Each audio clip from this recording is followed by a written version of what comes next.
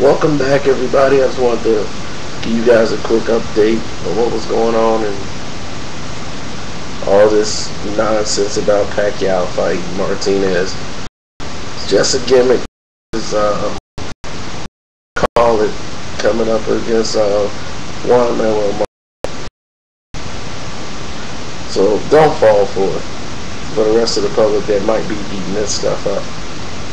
Martinez will be fighting Macklin for, should be in New York, for like St. Patty's Day, around that time. I know they got a fight date around that time, DeBella does. I haven't talked to Lou, but I'm very confident that the Macklin fight will be made before a Pacquiao fight will, because Macklin has balls.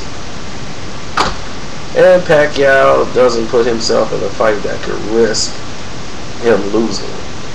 So we all know about, what he is. You heard a story about a dog and a pony. Okay. So enough said about him. Moving right along to something that's more relevant. Somebody talked to me today about the steroid thing with something Marquez, and this guy was the dope dealer. It's like, okay, so all of this does is makes everybody should say, Mayweather's right to be asking for a test when you got all these guys coming out the woodwork talking about everybody's on steroids. Isn't that what Mayweather was telling people? Like, look, man, there's a lot of people doing stuff and we don't know what they're taking. So we should have a blood and urine test. Why fight the guy that's asking for the test? I mean, why is everybody going against him? Makes no sense. For businesses, I see why. But for fans, kind of make yourselves look kind of stupid. Arguing a point you have no idea what you're arguing for. Some guy's asking for a test and you acting like it's a video game. Oh, he just fight him. I had an idiot do that today. Not today, but a couple of days ago. Oh, he just get in the ring and fight. I mean, who cares if he's on steroids? Dude, are you getting punched in your face?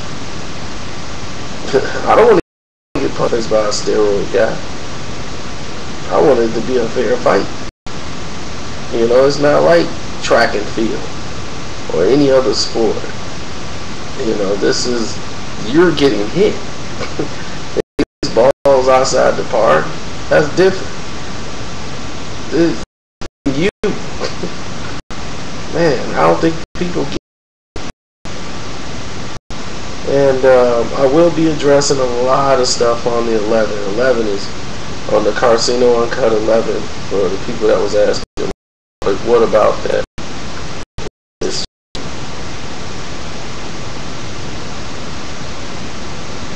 Oh my God, somebody just asked me again live about the Karceno Uncut again right now as we text. That's no joke. And to answer your question, no, I haven't moved away from the uncuts. The strikes backs that I'm putting out are already previously on the old account. So I answered your question live on the video as it came through the phone. What else is going on? James Kirkland and Angulo.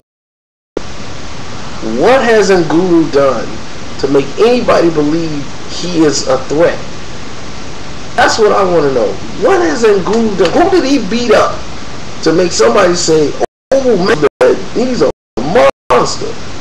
As far as I know, his last credible fight, he got his ass whooped by Kermit Centron for 12 rounds. That's all I know about Angulo. Somebody tweet me or send me a link to a couple of his fights. Because I don't want to know who ass he whooped so impressively that everybody act like he's the biggest just destroying monster. I've seen James Kirkland hit and hurt people very badly in fights. I haven't seen that from Angulo. The fights I've seen him in, they were very lackluster. So somebody's gonna have to show me something. Send me a link to him doing some type of whooping ass that I'm supposed to be blown away by. I mean, not Kirkland, but Angulo. I think Kirkland busts him up. I mean, bust that guy up. This gonna come straight ahead. He will get bust up. I don't see the fight going any other way. Don't know why people wasting their breath.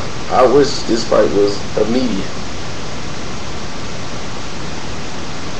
Is that this weekend? Oh my God, I hope so. I can make some of this money back.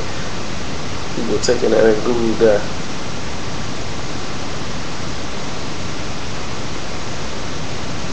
And Google is going out like poo-poo. A lot of people don't remember that. Then I had a question about somebody brought up a whole other fight that is way past y'all realm of boxing for most of you. So if you're Mayweather Pacquiao fans or whatever, you can stop the video now because you're not gonna understand pretty much nothing I'm talking about. For still listening and continue to listen, this is for you.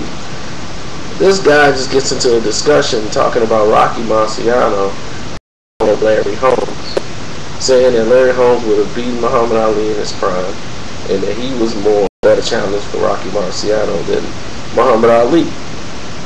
And for those who didn't know, Larry Holmes was one fight away from tying Marciano's record, undefeated record in boxing. And he lost to Michael Spinks. And what he was trying to say, and what I was explaining to him was, you know, when Larry made those comments after the end of the fight, because he was pissed off, he felt he got robbed in that fight. A lot of people just felt he got robbed, but they wanted to see him at least tie the record. And they felt he got robbed because he was black, Marciano was white. Truth of the matter was, Michael Spinks beat his ass in the first fight and won. Clear and simple. I mean, I wanted Larry Holmes to win. As a kid, I'm watching, I was rooting for Larry. But he got his ass whooped the first fight. But because of the remarks he made after that fight, in the rematch, he whooped Michael Spinks' ass. And they gave it to Spinks again. To prove to Larry, don't bite the hand that feeds